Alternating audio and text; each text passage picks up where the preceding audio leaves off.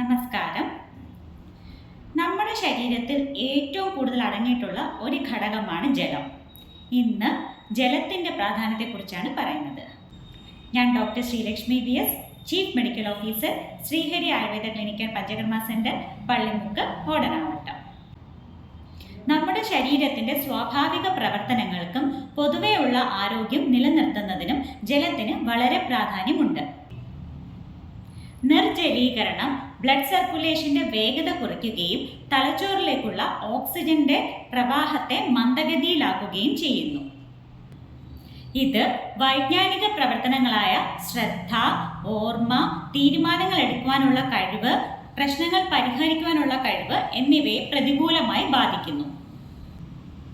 ചർമ്മത്തിന്റെ ഇലാസ്റ്റിസിറ്റി നിലനിർത്തുവാനും ചർമ്മത്തിന് ഉണ്ടാകുന്ന വരൾച്ചയെ തടയുവാനും വെള്ളം ആവശ്യമാണ്. ജലം ദഹന പ്രക്രിയയെ സഹായിക്കുകയും ചെയ്യുന്നു. നിർജ്ജലീകരണം മലബന്ധം, വയറുവീർക്കൽ, നെഞ്ചെരിച്ചിൽ എന്നിവയ്ക്ക് കാരണമാകുന്നു. ജലം മെറ്റബോളിസം വർദ്ധിപ്പിക്കുന്നു. ആഹാരം കഴിക്കുന്നതിനു മുന്നേ 1-2 ഗ്ലാസ് വെള്ളം കുടിക്കുകയാണെങ്കിൽ ശരീരഭാരം കുറയുവാൻ സഹായിക്കുന്നു. ആവശ്യത്തിന് വെള്ളം കുടിക്കുകയാണെങ്കിൽ സന്ധികൾക്ക് അയവ് വരികയും തന്മൂലം സന്ധികൾക്കുണ്ടാകുന്ന വേദനകൾ കുറയുകയും നിർബാധമായ ചലനങ്ങളെ സഹായിക്കുകയും ചെയ്യുന്നു. ശരീരം അമിതമായി ചൂടാവുമ്പോൾ വിയർപ്പുണ്ടാവുകയും അത് ശരീരത്തെ തണുപ്പിക്കുകയും ചെയ്യുന്നു. അങ്ങനെ ജലം ശരീര ഊഷ്മാവ് നിയന്ത്രിക്കുന്നു.